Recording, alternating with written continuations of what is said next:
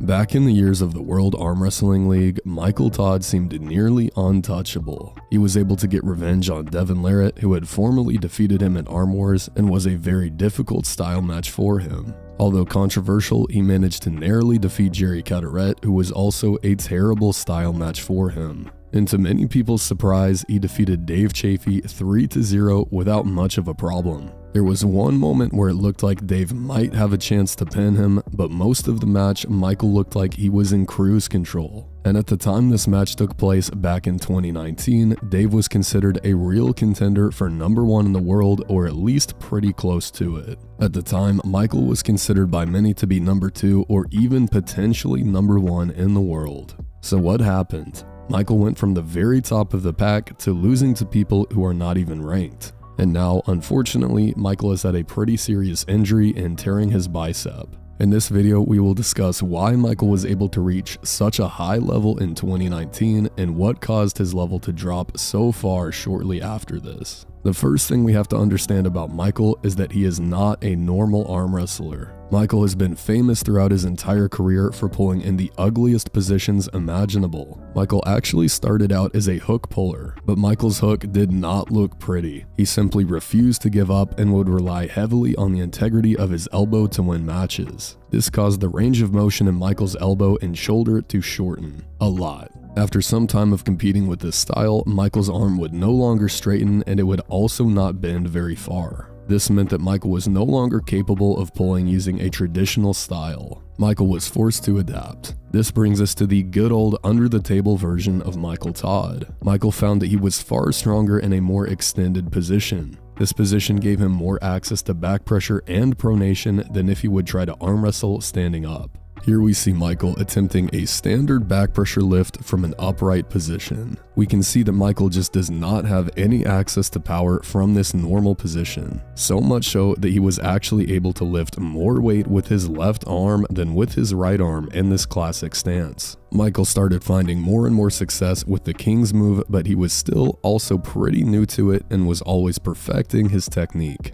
Michael was clearly very strong in this position, but there were also clearly some problems with the technique that left Michael vulnerable to people with long arms climbing over it, or people with normal length arms asking him where he was going.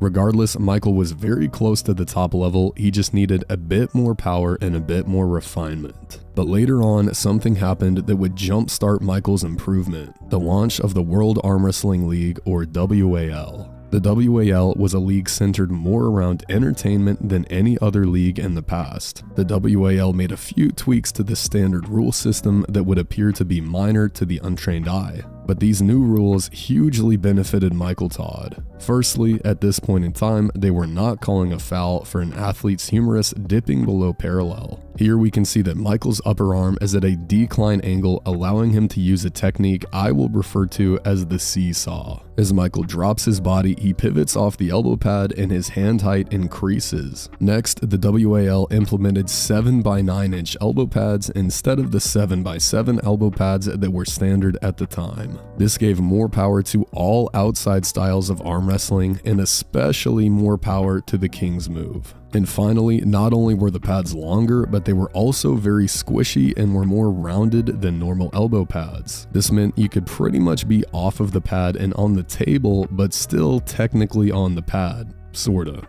Basically, all of these things made Michael super overpowered. Michael was able to pull with his arm fully extended, but in the center of the table, or even sometimes in the offensive position. In other leagues, Michael would need his opponent to attempt to pin him in order to access his strongest position. But now, Michael could drop below the table, slide to the back of the pad, and access his strongest extended position anytime he wanted to. This led to Michael's win over Devon Larratt in 2018. Michael was able to generate so much height using this technique that his forearm was nearly vertical. Devon was unable to match Michael's height, so Michael took control of the high ground and forced Devon into desperation mode. This moment was both the beginning and the end of Michael's reign. Michael claimed the #1 spot in North America by doing this, but he also generated a lot of hate by using this technique. Michael went on to defeat Dave Chafee 3-0 in 2019. Once again, Michael demonstrated his ability to control the high ground and leave his opponent with one option, the flop press. And in this moment, Michael really may have been the #1 guy in the world if the match took place under WAL rules and equipment. I would still consider Levon to be the favorite in that match, but you can never underestimate the power of a King's Mover on WAL pads. Michael later defeated Jerry Cadorette to close out the WAL season as the champ.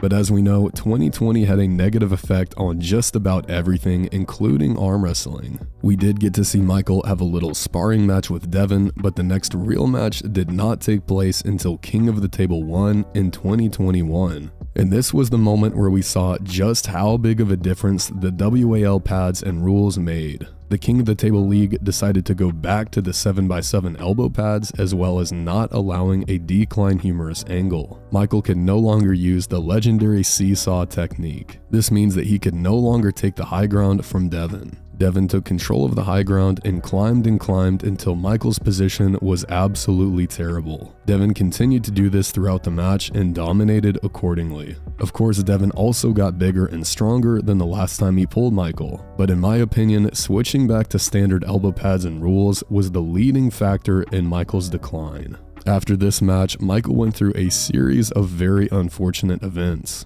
He went on a tour across the country in which he developed a severe overuse injury, as well as getting very sick to the extent that he was on a ventilator at one point. But Michael was still determined to get back on top. Michael ended up having a match with Gennady Quigvenia. Michael was considered the heavy favorite by most going into this match. And while not as clean as Devon Larratt, Gennady was able to climb over the King's move and sweep Michael Todd. This match really started to confirm that Devon didn't only get way stronger. Michael also just did not seem to be on the same level he was before. And in my opinion, the rule system played a big part in this. If Michael was able to use the seesaw technique, he likely could have outclimbed Gennady and the match would have looked very different. But unfortunately, he could no longer use this technique. After this, Michael had a match with Rivaz Letidze. And although this match was a bit controversial, Michael did end up losing. And at the time, Rivaz was an unranked puller. When Michael lost to Rivaz, he was no longer in the top 10 rankings. So in the span of less than 1 year, Michael went from the guy who was the #1 rank in North America and hoping for a match with Levon to the guy who was no longer ranked top 10 in the world. After this, Michael was able to defeat Todd Hutchings 3-1. But from there, Michael had yet another streak of unfortunate events. Michael had decided to drop down in weight to the 115 kilo weight category. Michael was scheduled to pull Evgeny Prudnik for the #1 spot in the world at 115 kilos. And then, tragedy. Michael partially tore his bicep while practice pulling with Austin Jaggers. Michael got multiple stem cell injections and began to heal. And once again, Michael had an opportunity to become #1 in the world, this time at 105 kilos. Michael was scheduled to pull Ungerbayev for the #1 spot. And unfortunately for Michael, Ungerbayev's technique was pretty much perfect to beat the King's move. He did not rush early offense, he allowed the match to go a bit on his losing side of the table so that Michael did not have access to his power. And from here, with Michael having no access to the legendary seesaw technique, Ungerbayev was able to climb to the point that he was so high up on Michael's hand that he could press through the King's move. Michael was so close to that #1 spot, but just couldn't quite get it. And then out of nowhere, Michael tore his bicep again. This time it was a full tear. It seems crazy that Michael's bicep held up versus Ungerbayev and then randomly tore in a local tournament, but I suppose that it partially tore during his match versus Ungerbayev and then fully tore later on.